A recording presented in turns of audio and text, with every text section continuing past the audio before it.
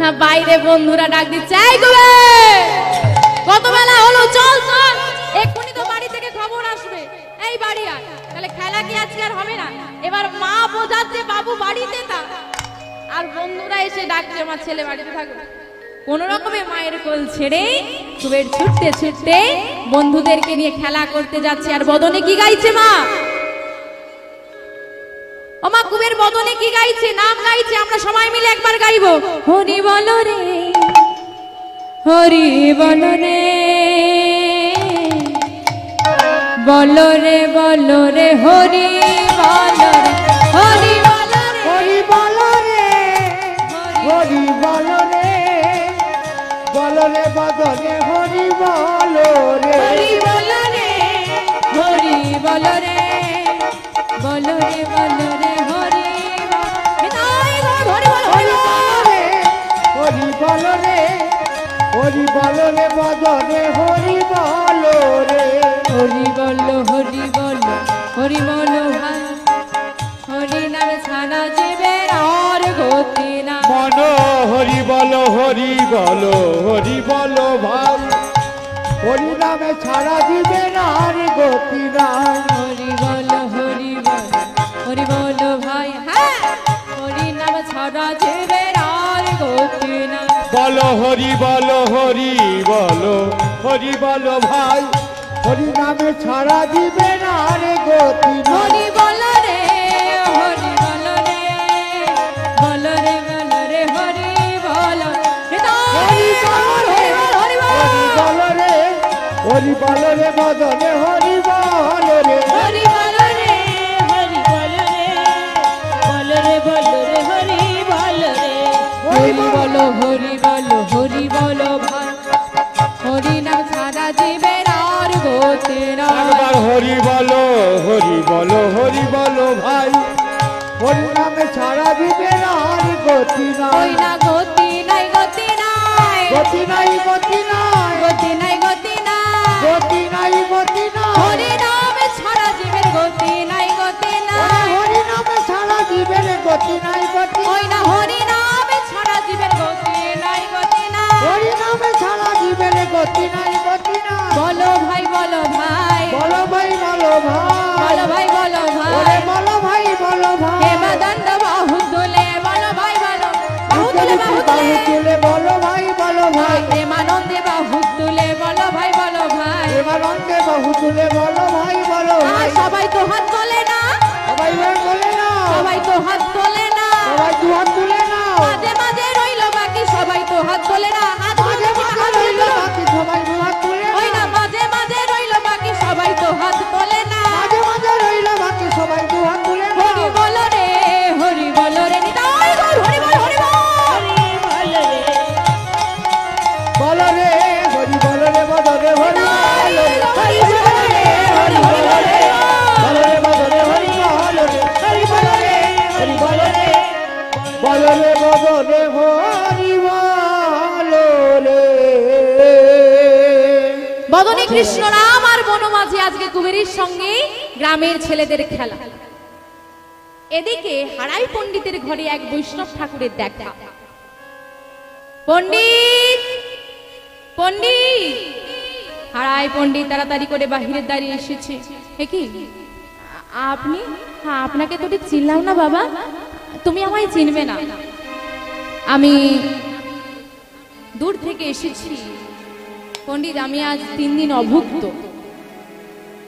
আমি আজ মধ্যাহ্নে তোমার বাড়িতে প্রসাদ পাবো, ব্যবস্থা করো, আমি তোমার বাড়িতে আজকে মধ্যাহ্নে প্রসাদ পাবো। এই কথা যেই না হারাই পণ্ডিত শুনেছে মা, মনে আর আনন্দ ধরছে না। কেন বলুন তো মা? ভক্তি মার্গে যদি কোনো জন ভক্ত হয় আর তার ঘরে এসে যদি কোনো বৈষ্ণব বলে আজকে তোমার বাড়িতে আমি প্রসাদ পাবো, সে যে কি আনন্দের বিষয়, সে একমাত্র সেই ভক্তই জানে। তাড়াতাড়ি করে ডাক দিলেন, পদ্মা, পদ্মা, পদ্মাবতী মা, মা তাড়াতাড়ি করি ভক্তি সহকারী বাহিরে দাঁড়িয়ে এসে দাঁড়ালেন। কি হয়েছে স্বামী? বৈষ্ণব ঠাকুর এসেছে, যাও আগে চরণটা ধৌত করে দাও, শুদ্ধ পাত্রে বাড়ি নিয়ে এসে, শুদ্ধ বাড়ি নিয়ে এসে ওই বৈষ্ণব ঠাকুরের চরণটা ধুইয়ে দিয়ে চরণামৃত দুজনে পান করলেন।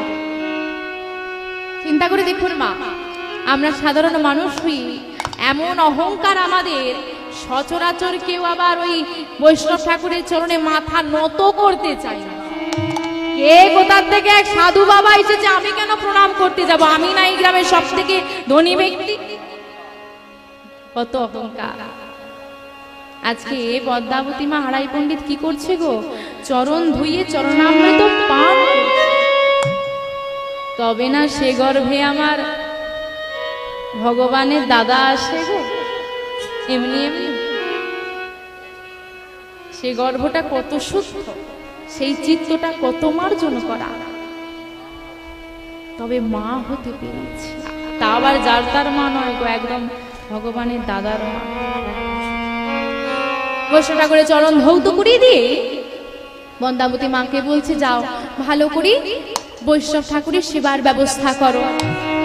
আমি তো আগেই বলেছি বাবা যে খুব একটা সচ্ছল তখনকার সময় ছিল না, একটু দারিদ্র ছিল।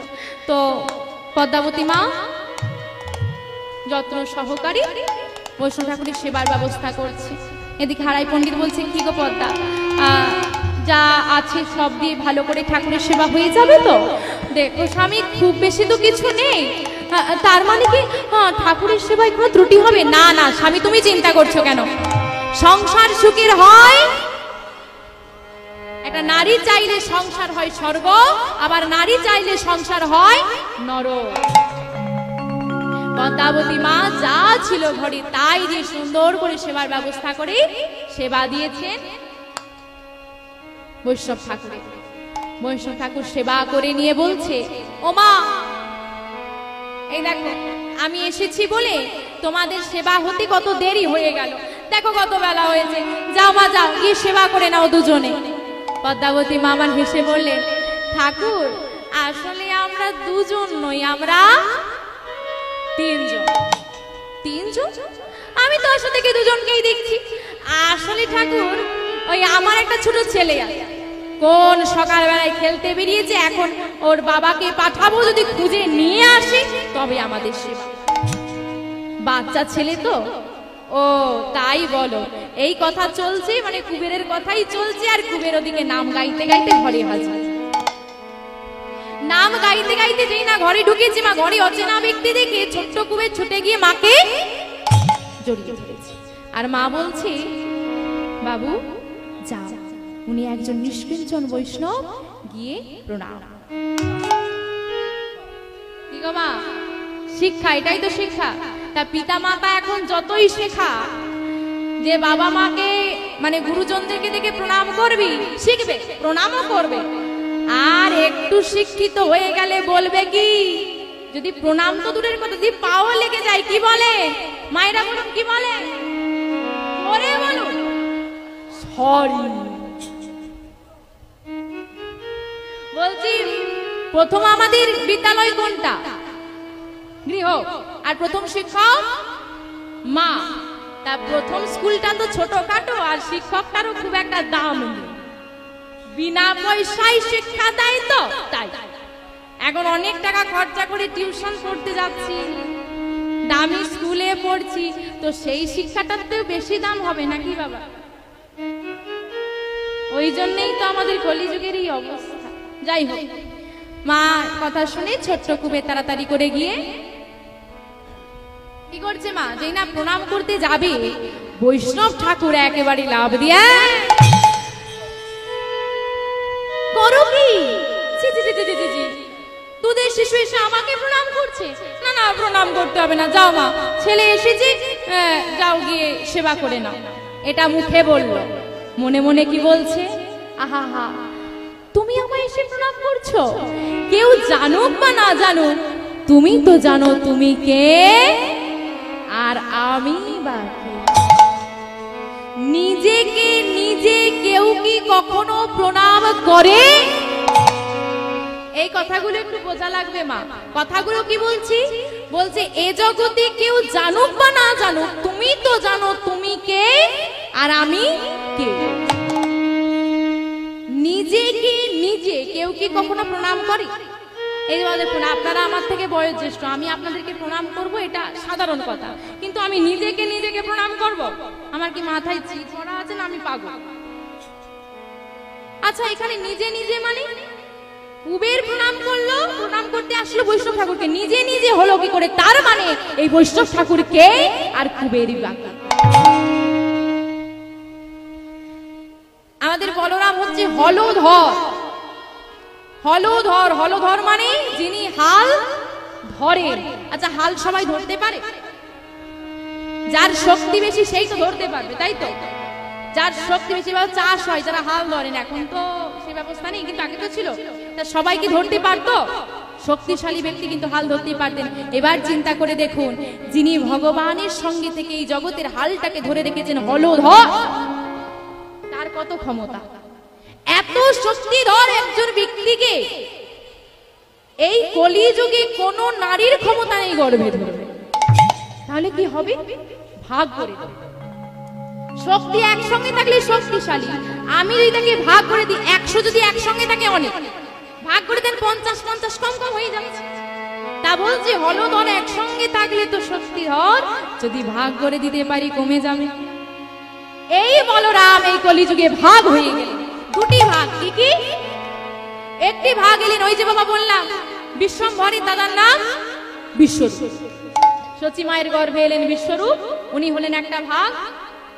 দ্বিতীয় ভাগ হলো পদ্মাবতী মায়ের গর্ভে কুবের। এইবার বিশ্বরূপ কি হয়েছিল বাবা? সন্ন্যাস নিয়েছিল, তাই তো গৌরহরিকে ওনার মা ছেড়ে দিতে চাইছিলেন না, যে আমার একটা ছেলে গেছে, তুমি চলে যাবি। বিশ্বরূপ যখন